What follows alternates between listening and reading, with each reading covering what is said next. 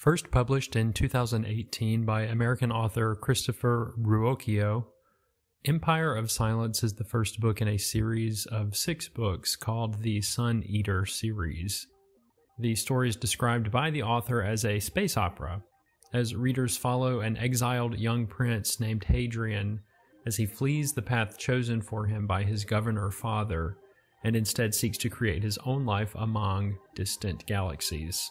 The book is rated 4 stars out of 5 on GoodReads, and that is gathered from over 11,000 ratings.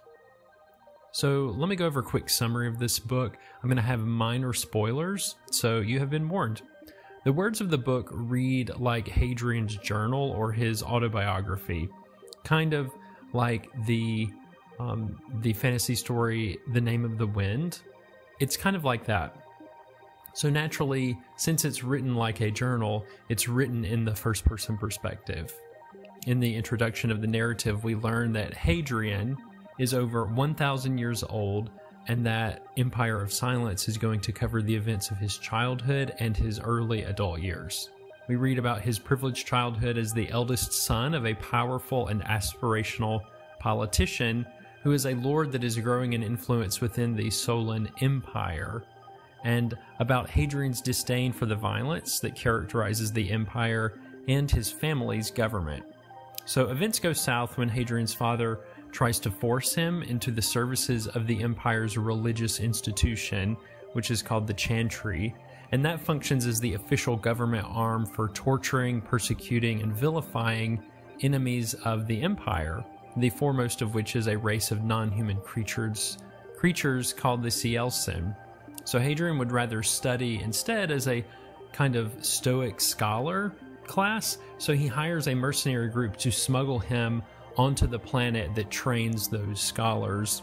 Unfortunately, though, his plans go awry when he becomes stranded on a planet very far from his destination, where he survives by fighting in these violent gladiatorial arena matches. His life of poverty blossoms into a wide political conspiracy that raises disturbing questions about the Cielsen and the Empire's relationship to them. Since this is the first novel of the series, it ends on a cliffhanger. So let's get into my review. I took several weeks to read this, and I found myself hesitating to resume it every time I picked it up towards the end, to such an extent that it threw off my reading schedule. But first, I do want to point out some very good features of this novel. First, I believe that the prose in this book is some of the most interesting prose that I've read in quite a while. The author knows his way around flowered language, and he paints word pictures that make for what I would call, if not the most exciting read, it at least makes it an interesting literary experience, especially the way he uses metaphors. So here are a few sentences that I think will give you an idea about how this book reads, okay? So this is from the beginning of the second act in chapter 42. The crowd applauded when we survived. My chest was heaving. The creature's blood clung to my face, ran into my eyes, cobalt and stinking of copper. I still had 1 spear in my hands, forgotten, and the other 3 were lodged deep in the dying creature's back.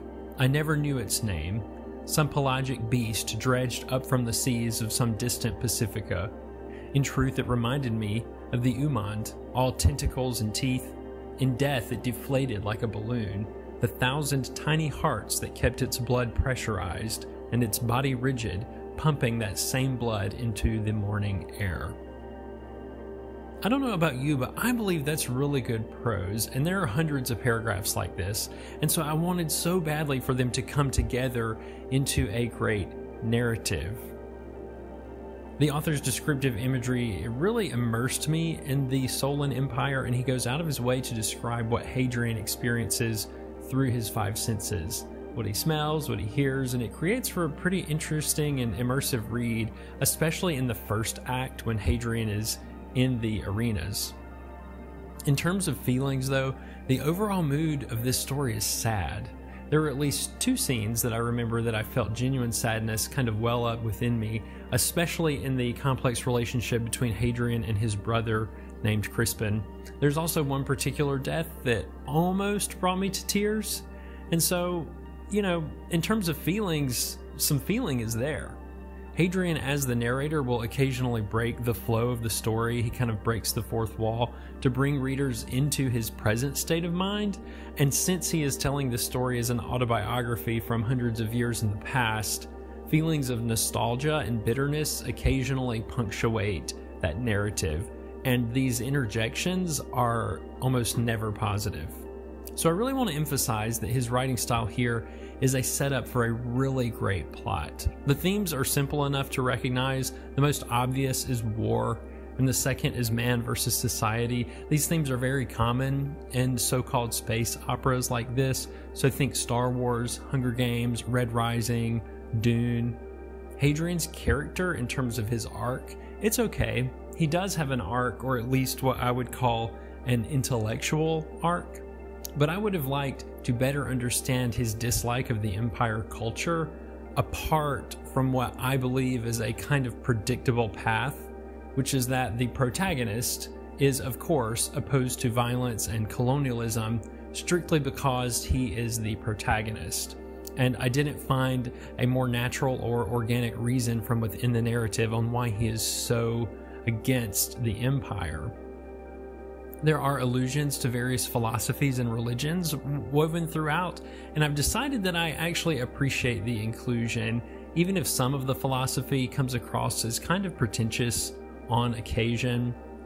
I wasn't surprised to read that the author is Catholic, or at least, was when he supposedly wrote this book.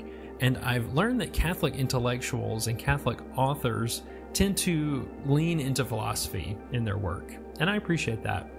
And honestly, I would rather an author intentionally bring their philosophy into their work rather than what feels like what happens more often than not, which is when the philosophy of an author brings the author to the work. So it's like the tail wagging the dog, but here it feels very intentional.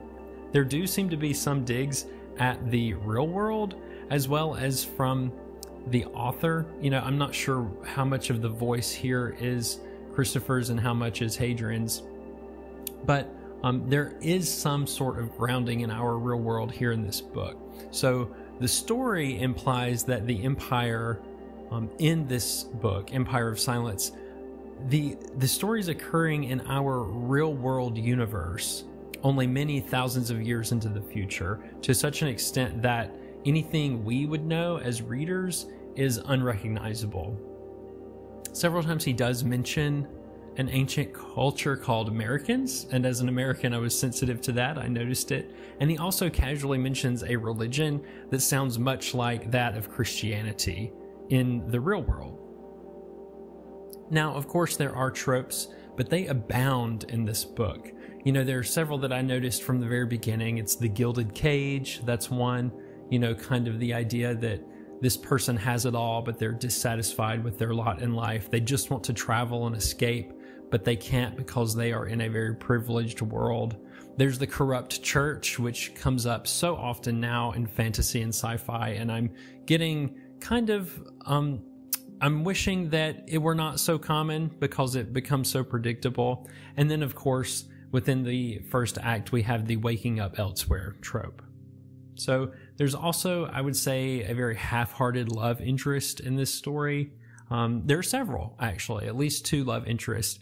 But honestly, I could take it or leave it. I didn't find much there that I connected with. When I've glanced at other people's reviews of this book, the most frequent critique I find is that this story is derivative of supposedly much better works of science fiction that have come before it. And you should know, for the record, I do not read thorough summaries or reviews of books until I've actually finished them. But in this one, I did peek some this time to see if I should carry on or if I should DNF this book. Apparently, others say that there are certain technologies used in this book that are also derivative, but honestly, when I'm approaching a story, I'm much more interested in the overall plot, which I found similar to other books that have space exploration or these galactic empire themes. The third act in particular, it feels very similar to a movie that I really enjoy. It's Ridley Scott's Alien prequel Prometheus, and for that reason, that's why I actually decided to read to the end of the book. If the pacing had been quicker, I would not have considered DNFing this book, but I came close several times. I honestly felt relief when it was over, and I wonder if it was a mistake on my part to read the book immediately after I read Pierce Brown's Red Rising, which has almost identical themes and, a similar Romans in space type setting. So maybe that's on me. Maybe I should have read something else between these two books. Anyway, in conclusion, I wonder about the payoff for this story. If a book is going to be over 600 pages long, I'm hoping for a payoff, but I didn't find that here. I understand that some people really love and some people really hate verbose prose with the flowery speech, but if you like the experience of reading interesting syntax for its own sake, then I definitely recommend this book. That's not what I'm always looking for, but if that's your thing, go for it here. I found the style interesting, but the meandering plot and the slow pace and the lack of any sort of levity, it's such a serious book. There was no sort of levity. I found it to be a little bit too oppressive for my taste, and so for these reasons, I give Empire of Silence 2 stars out of 5. I call it a decent book.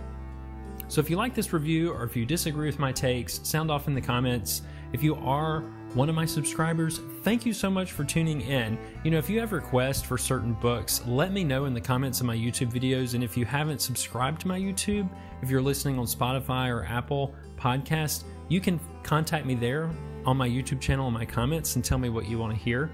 Anyway, I'll catch you in the next episode, and as always, happy reading.